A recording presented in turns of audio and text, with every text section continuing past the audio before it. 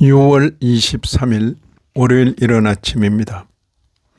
오늘 말씀 읽기 본문은 예레미야 33장입니다.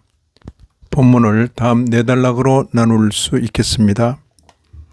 첫째는 1절 이하 9절 포로에서 돌아올 것에 대한 약속. 둘째는 10절 이하 13절 이스라엘의 회복. 셋째는 14절 이하 16절 영속할 다윗의 왕권. 마지막 네 번째는 17절 이하 26절 영속할 제사장직. 오늘은 진도 조절을 겸하여 예레미야 본문 중에서 중요한 한 장을 살펴보고자 합니다. 오늘 본문은 예레미야서를 요약한 것과도 같은 내용입니다. 포로 잡혀갈 것이 이미 예고되었는데 그것으로 끝나는 것이 아니라 포로에서 돌아올 것이 약속되고 선민 이스라엘이 회복될 것을 말하며 다윗의 왕권이 영속될 것을 말하며 제사장직이 영속할 것을 말합니다. 선지자를 통하여 귀로 듣기는 하지만 도무지 믿을 수 없는 말들입니다.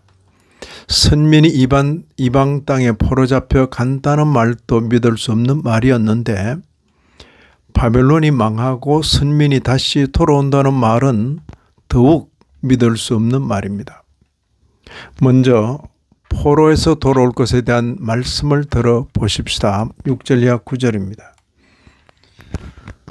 그러나 보라, 내가 이 성읍을 치료하며 고쳐 낫게 하고 평안과 진실이 풍성함을 그들에게 나타낼 것이며 내가 유다의 포로와 이스라엘의 포로를 돌아오게 하여 그들을 처음과 같이 세울 것이며 돌아오게 한다. 내가 그들을 정하게 하며 모든 죄악을 사할 것이라. 여기 거듭 내가 라고 하신 것은 심판의 주체가 하나님이신 것처럼 회복의 주체도 하나님이신 것을 잘 드러내고 있습니다. 이스라엘의 회복을 가리키는 표현은 다음과 같습니다. 무엇보다 먼저 예루살렘 함락 이후에 사라졌던 소리가 다시 들릴 것이라고 말합니다. 11절을 보시면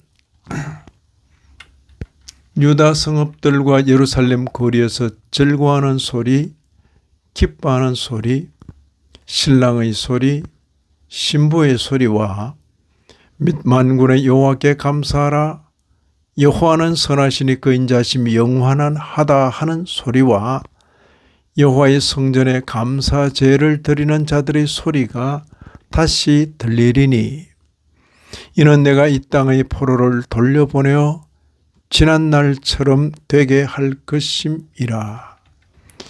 이처럼 소리가 다시 들리는 것은 참으로 중요합니다. 이 역시 여호와 하나님께서 주도하시는 일입니다. 선지자는 다시라는 표현을 거듭 쓰면서 회복을 나타냅니다.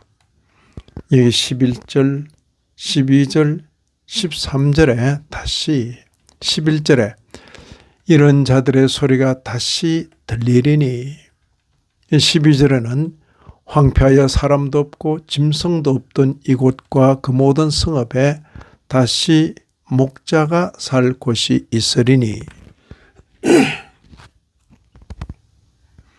그리고 13절에는 양떼가 다시 계수하는 자의 손 아래로 지나리라.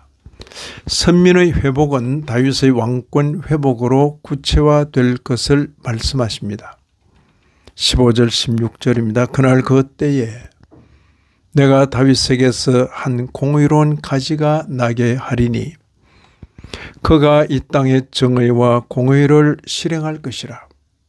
그 날에 유다가 구원을 받겠고 예루살렘이 안전히 살 것이며 이 성은 여호와는 우리의 의라는 이름을 얻으리라.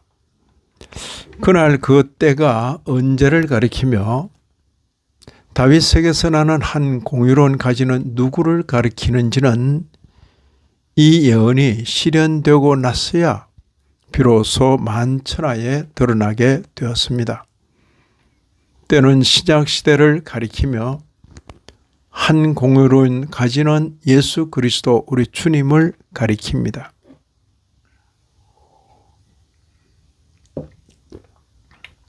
이런 구절들이 있어서 오늘 본문이 신약시대 성도인 우리들에게 의미를 가지는 것입니다.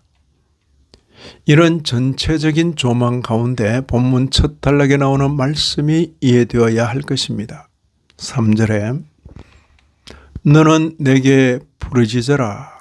내가 네게 응답하겠고 네가 알지 못하는 크고 은밀한 일을 내게 보이리라. 경륜의 시대가 바뀔 것을 예고하는 말씀입니다. 이런 말씀을 사사로운 적용 때문에 하나님의 크고 귀한 구원 역사를 잊어서는 안 되겠습니다.